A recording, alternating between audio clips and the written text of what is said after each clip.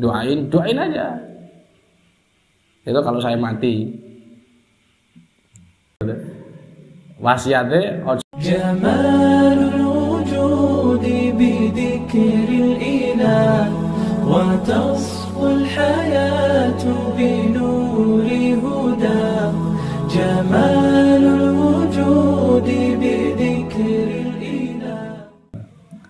Bismillahirrahmanirrahim.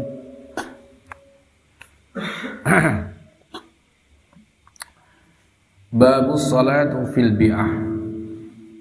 Bab salat di dalam gereja.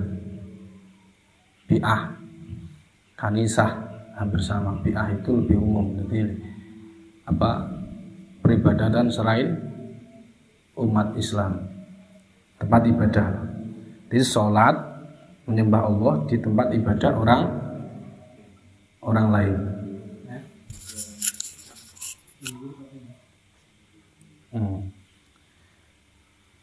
Wa qala Umar radhiyallahu anhu inna la nadkhulu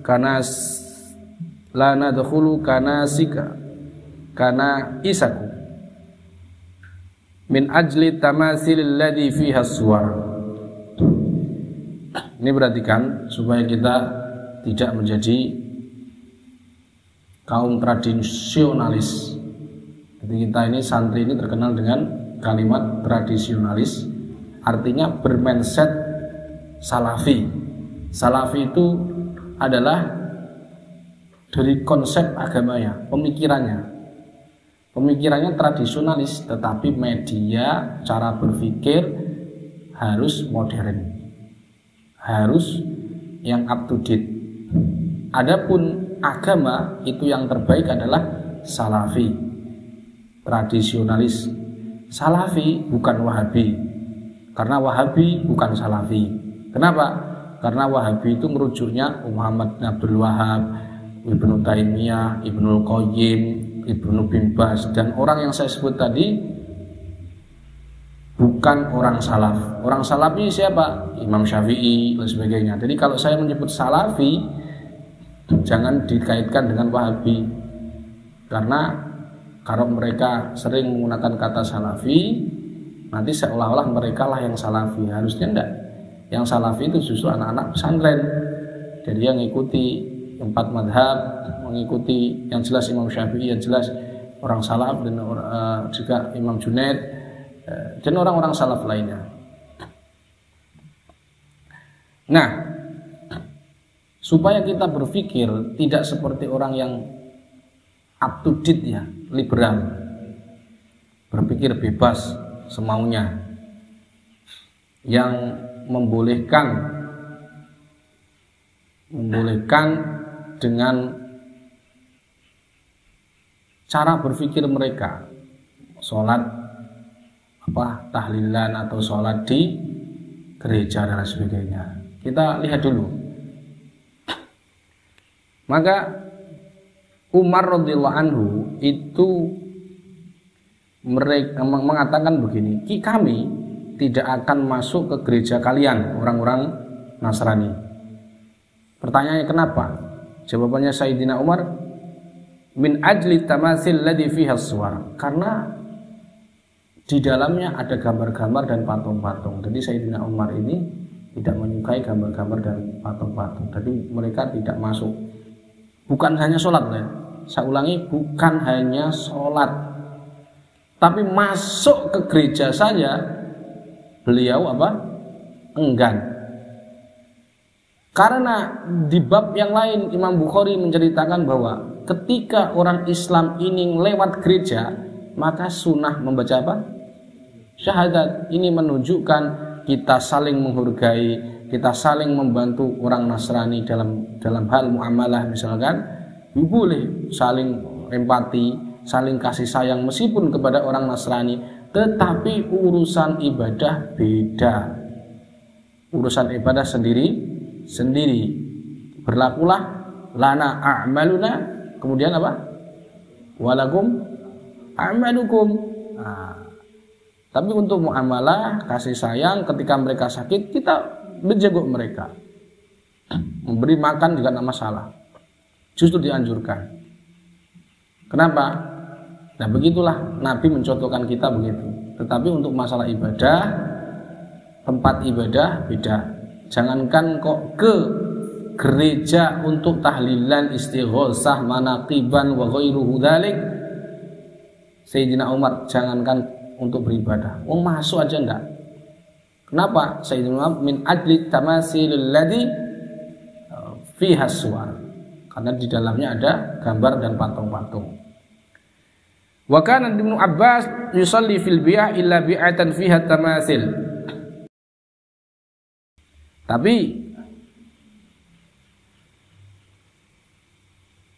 Sayyidina Umar tamasil, Ibnu Abbas itu pernah beliau itu sholat di gereja tetapi tidak ada tamasil, ada patung tapi nggak ada foto. Pernah kalimatnya. Jadi sahabat itu saya jelaskan secara prinsip, tidak sepotong-potong. Jadi saya di sini di sini bukan menjelaskan terkait kenapa kita bukan hukum sholat di gereja, bukan masalah hukum itu wilayah ulama fikih. Di sini ceritakan hadis dan kebiasaan para sahabat supaya kalian terbuka pengetahuannya. Hadatsana Muhammad qala akhbarana Ubadah an Hisham bin Arwah an Nabihi an Aisyah anna Umma Salamah dzakarat li Rasulillah sallallahu alaihi wa alihi wasallam kanisatan ra'atha bi ardil Habsyah yuqalu laha Maria dzakarat lahu ma ra'at fiha suwar faqala Rasulullah sallallahu alaihi wa alihi wasallam. Disebutkan Ummu Salamah istri Rasulullah sallallahu alaihi wa alihi wasallam menyebutkan kepada Rasulullah sallallahu alaihi wasallam bahwasanya beliau melihat gereja di bumi Habsyah. Di bumi apa?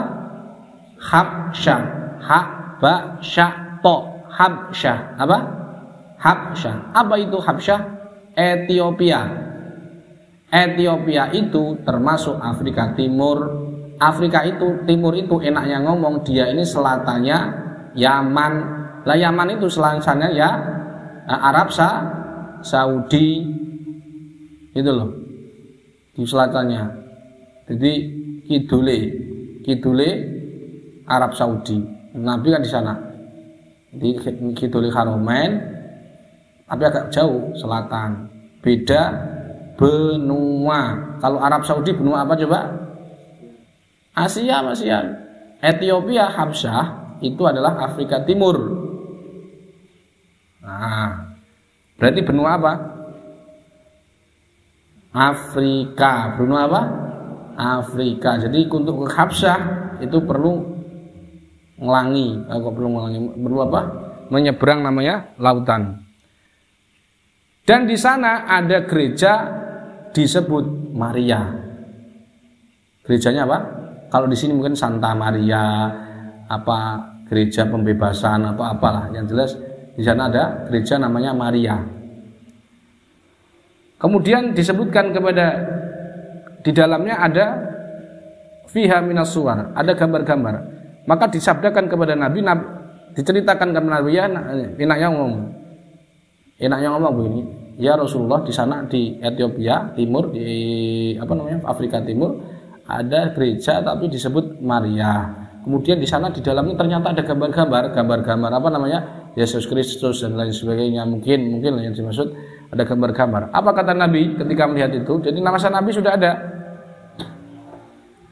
Maka kata Nabi, ulaika qaumun idza mata fihimul abdu salih abir rajulu salih banu ala qabrih masjidan wa sawwaru fihi tilka suwar ulaika syirarul khalqi 'indallah. Kata Nabi, mereka itulah kaum yang ketika mati di antara pendeta-pendetanya, kaum soleh, tetap disebut soleh. Soleh itu orang baik, bukan mukmin. Soleh. Maka mudah-mudahan kamu jadi anak soleh, orang baik. Baik itu apa? Umum.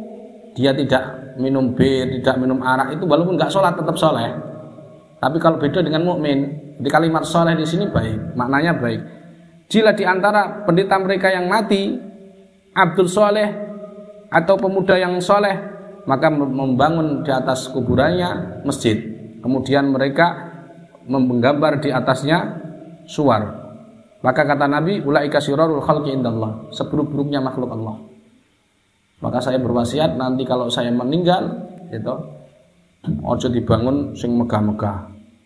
Terus dikeni foto. Ucis CRA, enggak perlu. Sama seperti Yahudi. Wis biasa wae patokan-patokan ngono. Nek cuma kani rokok, monggo iki rokok jenengan iki monggo. Ora iso ngopi. Wis bangun biasa wae, patokan-patokan selesai. Enggak usah dikasih gambar-gambar. Nah ini kita melihat di kita itu masih ada lah. Saya akan nyebut itu hanya oknum yang pengurusnya tidak ngerti agama menurut saya. Karena kalau di pesantren saya kira nggak sampai sebegitunya, walaupun itu kiainya nggak sampai ada foto-foto kemudian membangun musola di kuburannya itu, kemudian sholat di situ biar dekat dengan, tidak seperti itu. Jadi harus musola dibangun sebelum masjid, ini tidak boleh. Kalau yang boleh itu adalah masjid menghadap kuburan. Artinya ada masjidnya dulu baru kuburannya.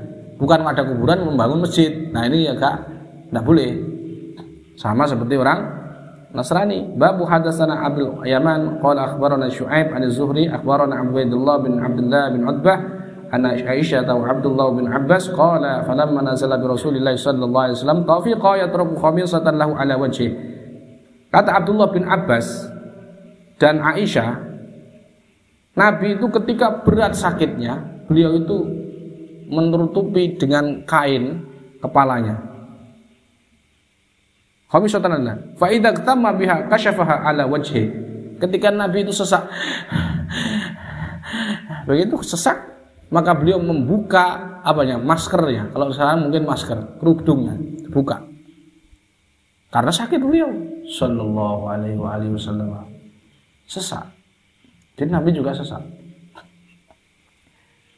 Maka di saat sesak seperti itu beliau masih ingat umatnya, mewanti-wanti umatnya. Faqala wa huwa kadzalika. Maka kamu ingat di gereja, kalau di gereja kan ono Yesus Kristus dan sebagainya. Biasanya kan pakai apa ya? Laki-lakinya pakai apa? Kerudung begitu kan? Lah, pas ketika Nabi sakit sambil membuka kerudung seperti itu karena sakit ya mungkin sesak dan sebagainya. Di sini disebutkan pakai khomisah, pakai kain panjang yang menutupi kepala. Kemudian Nabi mengatakan, ya seperti itulah kadzalika la'natullahi 'alal yahudi wan nasara ittakhadhu qubur anbiya'ihim masajida yuhadziru ma sana'u. Demikianlah orang-orang Yahudi Nasrani, mereka menjadikan makam dari aulianya para nabi itu masjid. Dan yuhadziru ma sana'u.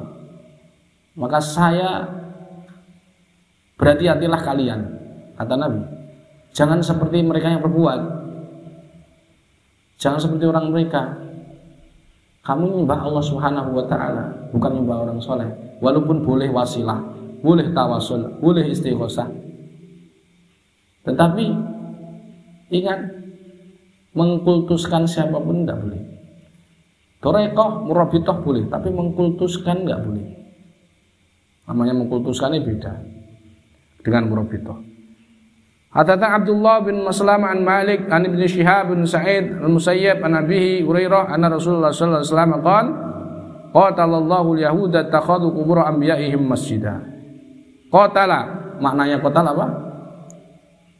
Qatal, mateni. Tapi kalau dinisbatkan ke Allah maka maknanya adalah laknat. Maknanya apa? Laknat. Laknatullah kepada orang Yahudi dan ulang Yahudi karena mereka menjadikan kuburan para anbiya'nya sebagai masjid. Apa hikmahnya? Kok di sini babnya tentang sholat, tetapi pembahasan hadisnya tidak ada tentang sholat?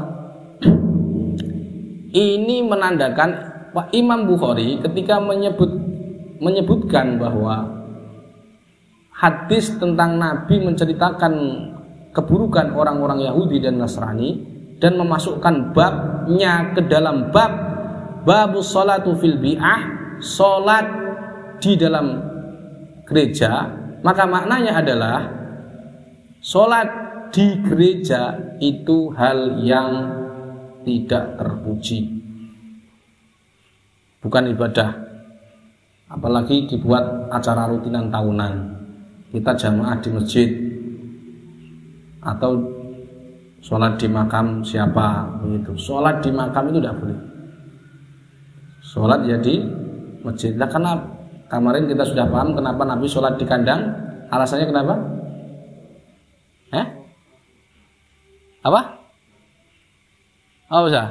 Kenapa Nabi sholat di kandang kambing selain barokah apa? Karena masjidnya belum dibangun. Ketika sholat di masjid sudah dibangun, berarti sholat di mana? Di masjid. Maka sampai nanti itu kalau mati ya, kalau saya pun juga mati, jangan saya berwasiat jangan dibangun terus dikasih foto-foto dan sebagainya. Diingatkan, ya biasa aja. Kalau mau doain aja. Itu kalau saya mati.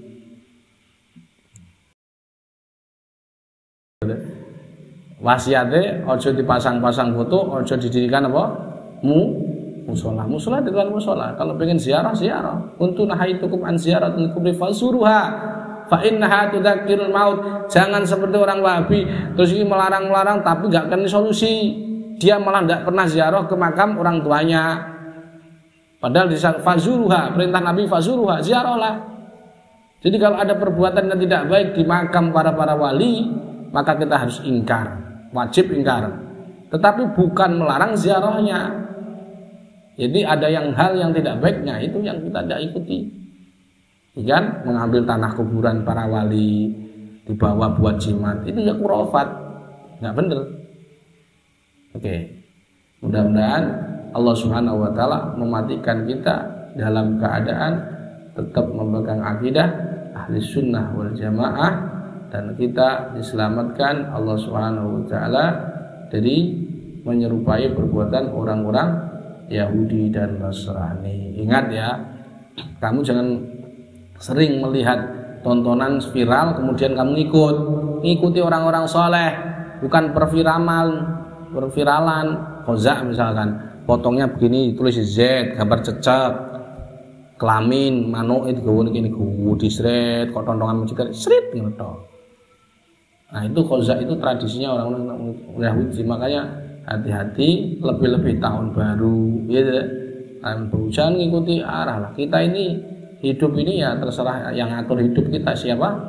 Allah. Orang bebas itu bukan karena tempat.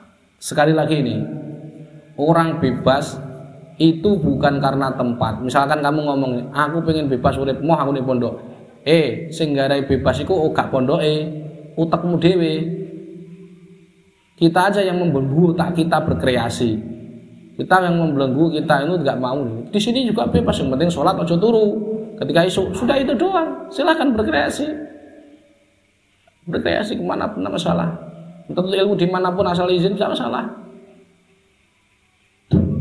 Orang bebas itu adalah bila menjadikan ridho Allah sebagai semua tujuan hidupnya, gak ngurus menungso. Ngono lho. Wong bebas. Dan yang mbok maknani bebas koyo arek pang-pangan ngeng-ngeng. Sebenarnya mereka gak bebas, mereka akan nanti terbelenggu dengan kemiskinan. Nih tak ulangi. Ini kamu ate berpikir ngono toh. Karena saya pernah pernah seusia kalian. Teman-teman saya ketika saya tanya, aku pengen bebas, mau aku di pondok, terbelenggu. Nah, kuwi sing salah ora pondoke, tapi otaknya terbelenggu. Jadi yang namanya bebas itu adalah menjadikan ridho Allah sebagai tujuan. Bukan orang, aku mau baca Quran terserah begini, aku yang penting nutup aurat, yang penting Allah tujuanku, gak sangurus manusia. Manusia freedom ini, gak malu dia pakai pakaian soek, gak malu dia rambutnya keriting, kayak Ardi misalnya, gak malu. Karena dia tidak freedom, justru ketika dia disemir begini, semir kayak si selesai, kayak sapu pos kampling, maka sebenarnya dia tidak freedom. Tadi apa? Tidak bebas. dia terbelenggu dengan manusia, pengen dilihat pengen dilihat keren, pengen dilihat modern, ya malah justru itulah yang terkekang. Sing bebas iki koyo Ardi, wis pokoke Gusti Allah tok. Ora ngurus diarani wong apa jenenge? Bocah kok rambutnya kok sikat WC, tenang. Takdir gitu. Sikile peyok ini gak apa-apa. Itu justru orang freedom. Jadi freedom, bebas itu bukan pada faktor lingkungan, tapi otak kita yang membelenggu kita. Fahim dong? Al-Fatihah.